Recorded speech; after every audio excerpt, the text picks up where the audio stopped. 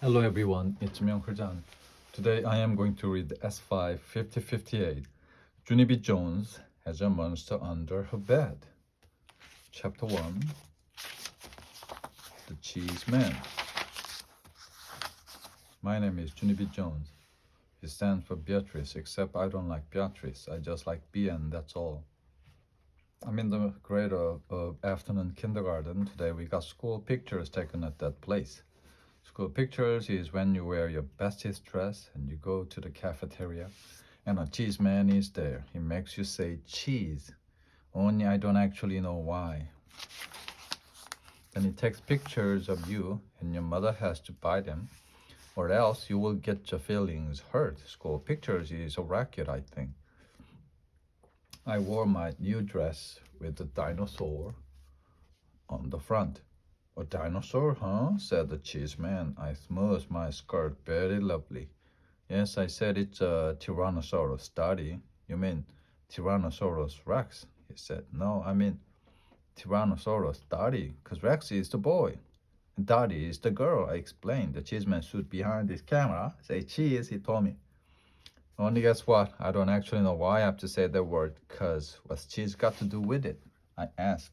Cheese makes you smile, said the cheeseman. I shook my head. Not me. Cheese don't make me smile, I said, because sometimes I eat a cheese sandwich for lunch and I don't even giggle when I swallow that thing. The cheeseman did a big breath. Could you please just say it? He asked.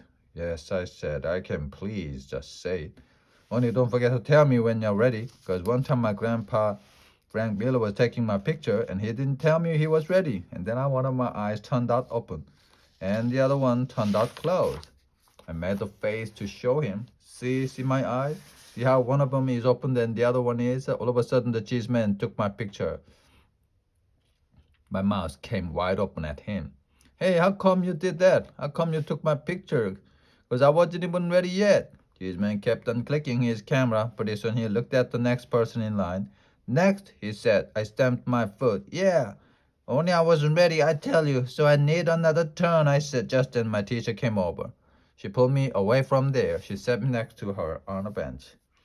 Her name is Mrs. She has another name too, but I just like Mrs. and that's all. Mrs. said, settle down to me. Then me and her watch the rest of the children get the picture taken. My bestest friend named Lucille went next. She had the blue satin ribbon in her hair. My Nana says this ribbon brings out the blue in my eyes, she told the cheese man. She opened them real wide. See them? See the color? They're a robin's egg, blue with just a hint of lavender. The cheese man sucked in his cheeks. He was getting frustration in him, I think. Could you please just say cheese? He grouched. Rosia smiled real big with all her teeth. Cheese, she sang very loud. Cheese, cheese, cheesy, cheese, cheese. Then she kept on singing cheese till the cheese man said, knock it off. After she was done, Lucille skipped over to me and Mrs. Did you see me? She asked. Did you see how good I said cheese? That's because I'm going to be a model when I grow up. So I already know how. She fluffed her fluffy hair. The camera is my friend, she said. Mrs. rolled her eyes way up at the ceiling. I looked up there too, but I didn't see anything. After that, it was time for the class picture. The class picture is when all of room 9 lines up in 2 rows. The biggie kids stand in the back. Oops. And the shorty kids stand in the front. I'm a shorty kid. Only that's nothing to be ashamed of. I stood next to Polly, Ellen, Puffer. He looked very admiring at my dinosaur dress. Dinosaurs bite people's heads off, he said. I did a frown. Yeah, only they don't even scare me, 'cause there is no such thing as dinosaurs anymore, I told him.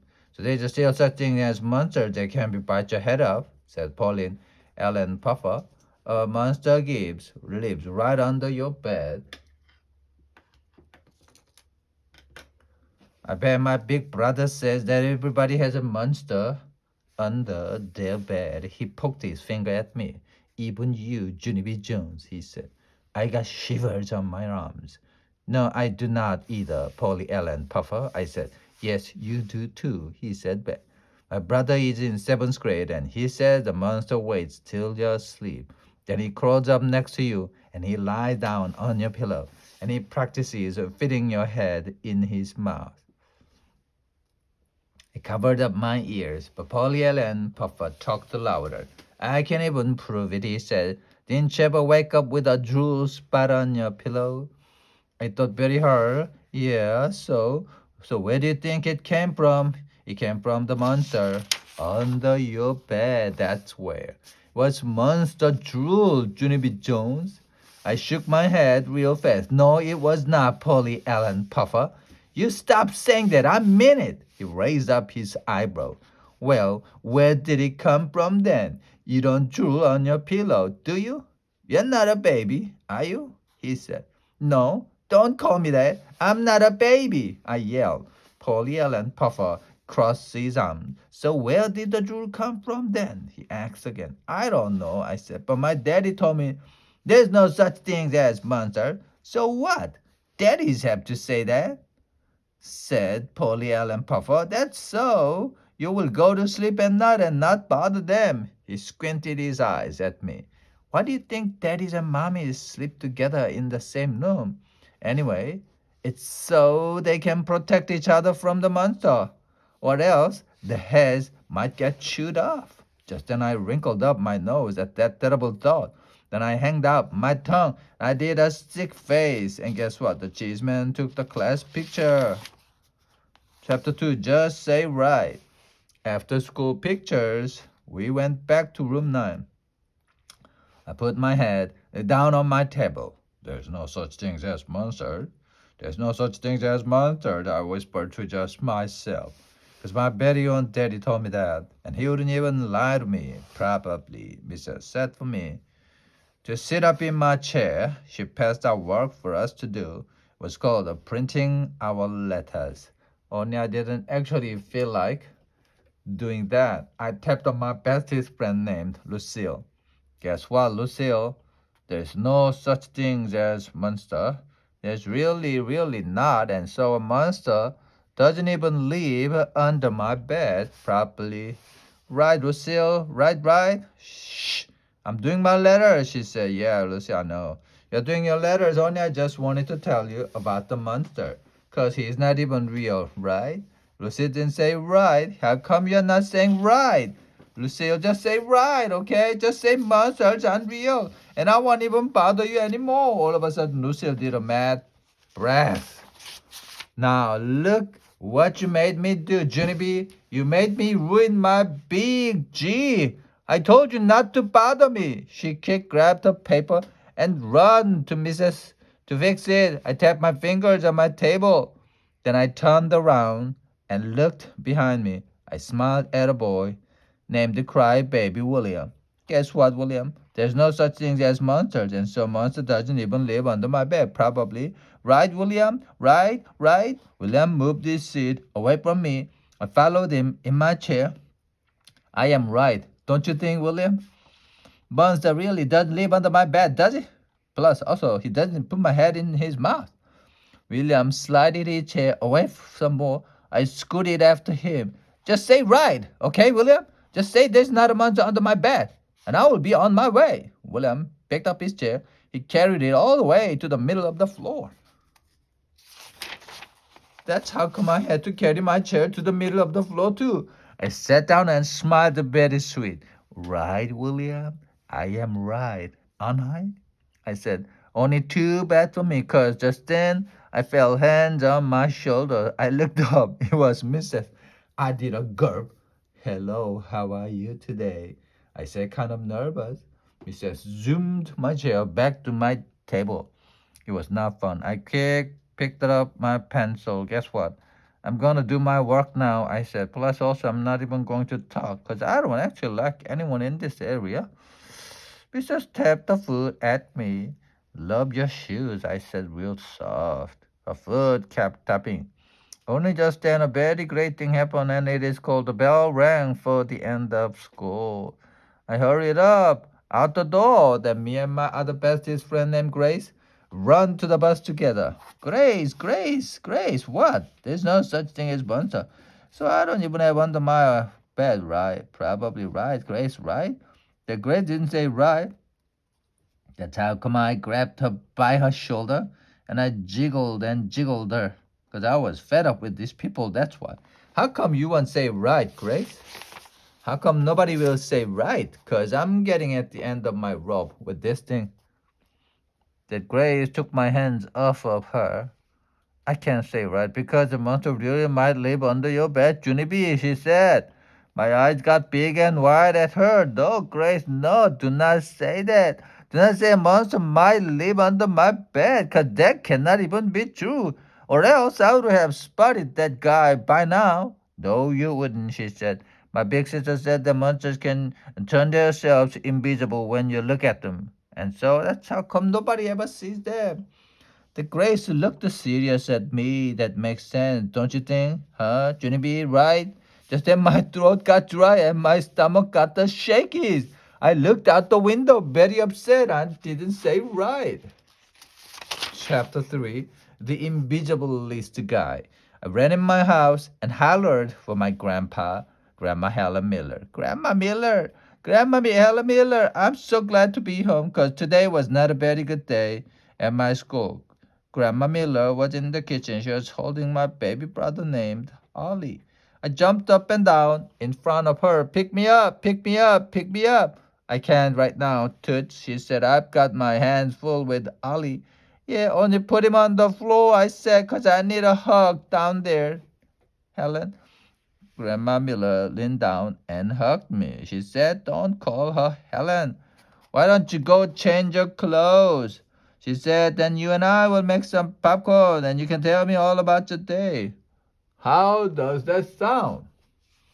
Just then my whole face got happy because popcorn is my most favorite thing in the whole wide world. Hooray! I shouted, hooray for popcorn. I ran right to my room. Then I took off my shoes and socks, and my feet did a happy dance on the floor. It was called the Happy Feet Popcorn Dance. They danced around and round. Also, they jumped on my bed and they springed to the floor. They did a giant twirly on my rug. I clapped my hands real joyful. Grandma, hey grandma, guess what? I'm having a good time in here, so I'm not even thinking about the monster under my bed. Just then I did a gulp, because I shouldn't have said that, I think. I looked at my bed, kind of nervous. What if the monster was under there right this very minute? What if he was looking at my piggy toes? And what if he wanted to eat them? Oh no, I said. Oh no, no. Because piggy toes look just like a little wiener sausage, I think. I freezed right where I was standing. Grandma Miller, come quick. I need you. I shouted, Grandma Miller. I fly to my room. Then she picked me up and she hugged me real tight. What on earth is the trouble? She asked. She sat down with me on my bed. No, Grandma, no, no. We can't sit here. I squeezed out of her arms and ran out my door. There's a monster under my bed, I yelled.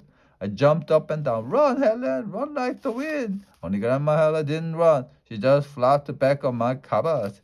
And she closed her eyes. No, Junie, please. We are not going to go through this monster business again. Are we? We have talked about monsters before, remember? We decided that there are no such thing as monster. Yes, but I have new information, I said, 'cause the monster under my bed turns himself invisible whenever we look at him. Plus, at night, after my eyes are closed, he climbs next to me and he puts my head in his mouth. Grandma Miller did a big breath. Then she went to the kitchen and she brought back my daddy's flashlight. She shined it under my bed. No monster, Junie, none. I don't see one single monster under this bed, she said. See, I said, that proves it, Grandma. He turned himself invisible. Grandma Miller shook her head. No, Junie, the monster did not turn himself invisible. Monster is just simply not there. He does not exist. Period. Yes, he does, Grandma. He does too exist because Polly Allen Puffer's big brother even says so. But also I've seen the truth. Grandma Miller said to calm down my voice. She got me a drink of water. Why don't we forget about the monster for now and we will go make popcorn? You can talk to your mother about this when she gets home. I bet mother will know exactly what to do. I thought and thought. What Grandma, what will she do? All of a sudden, a light bulb went on in my head. Hey, I know what she'll do. Mother will get the broom and bash the monster's head in. 'Cause I saw her do that to a roach before, and she's excellent at it. Grandma Miller closed her eyes again. She said, I'm a strange one. Chapter 4, Spooky and Scary. Pretty soon, Mother came home from work. I zoomed to her speedy quick and handed her the broom. Mother, mother, come on, come on. Let's go, let the monster go. Let's go get the monster, I hollered. Mother turned her head real slow and she looked at Grandma Miller. Grandma sucked in her cheeks. Monster, she said, kind of quiet, under my bed. We've been waiting for you to come home so you can bash it head in. I tugged on her sweater. Plus tell her about the drool. Grandma, I said. But Grandma Miller headed to the door, and she said the words, I'm out of here. I pulled on Mother's arm. Come on, Mother. The monster's really real. 'Cause Polly and Puffer told me everybody has a monster under the bed. Plus that Grace said it can turn invisible. And so that's how come we never saw that guy before. Mother sat down at the kitchen table and she lifted me onto her lap. And she said that Polly and Puffer was just trying to scare me. But the Grace didn't know what she was talking about. There's no monster under your bed. Junie, I promise you monsters are not real, she said.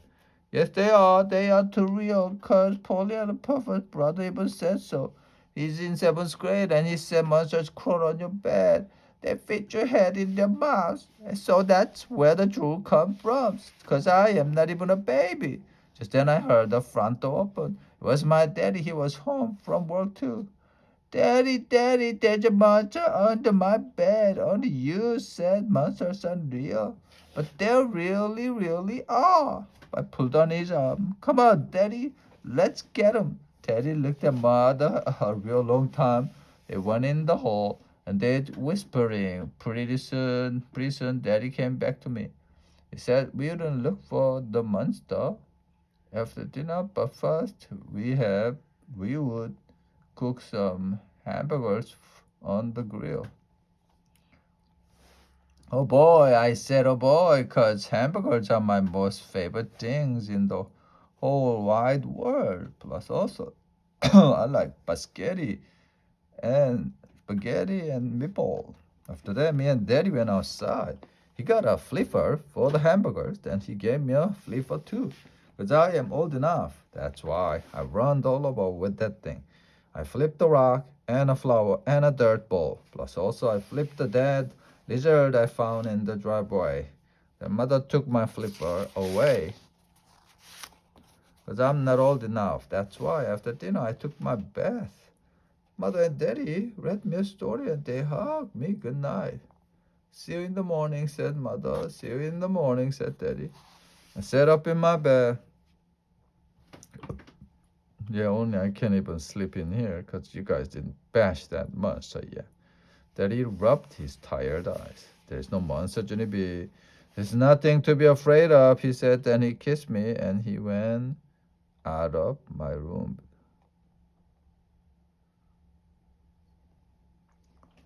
And Mother went with him. I quick got out of bed and followed those two. They turned around and spotted me. Hello, how are you today? I said, very pleasant. I'm going to sit in the kitchen. Not bad anymore. So I might watch Eyewitness News at 10. Mother carried me back to bed. I followed her out again. Want to bake a lemon pie? A lemon pie would be fun, don't you think? I asked this time. Mother marched me back to my room real fast. Do not get up again, Junie. She said, enough is enough. I waited for her, fit to walk away. Then I tippity-toed to my baby brother's room, and I climbed into his crib. It was very crowded. in there. That's how come I had to get out and put baby Ollie's on the floor. Then I climbed in his crib again. I pulled up the blankets, all warm and cozy. Only too bad for me, 'cause just then that cry baby started to scream. Daddy ran into the room pretty quick. He turned on the light and saw me. I did a gulp. Hello, how are you today? I said, kind of nervous. I'm all warm and cozy. Daddy quick swished me out of there. Then he put baby Ollie back in the crib. And he took me to my bed again. Okay, this is it, he grouched. This is the last time I want to have to come in here. Do you understand, Missy? Do not get out of this bed one more time. I started to cry out in a bit. Oni, yes, Oni, what about the monster? I said, 'cause he's still under my bed, I think. Daddy threw his hands in the air. Then he turned on my light and looked for the monster all over the place. First he looked under my bed. He looked in my closet, in my drawer. Also, he looked in my crayon box. No monster, Junie B, he said. No monster anywhere. You're going to have to believe me. Monsters are not real. He sat down on my bed. I'm gonna go now. I'm gonna leave your door open and I'm gonna leave the whole light on. But this is it, okay? You have to trust me, Junie B. There's no monster under your bed. I hold it onto his shirt. Yeah, only tuck in my sheets, okay? Tuck them in real tight or else my feet might hang over the side. And piggy toes look like a little wiener sausage. Daddy tucked in my sheets. There now, good night. You only get my teddy. Okay, Daddy. Plus also get me Raggedy and named Russ and my Raggedy Eddie named Larry. And get my stuffed elephant named Philip, Johnny Bob. Then he got all those guys for me. And he tucked them in my bed. There, now good night. He walked right out of my room. And he kept on going down the hall. I looked all around in the dark.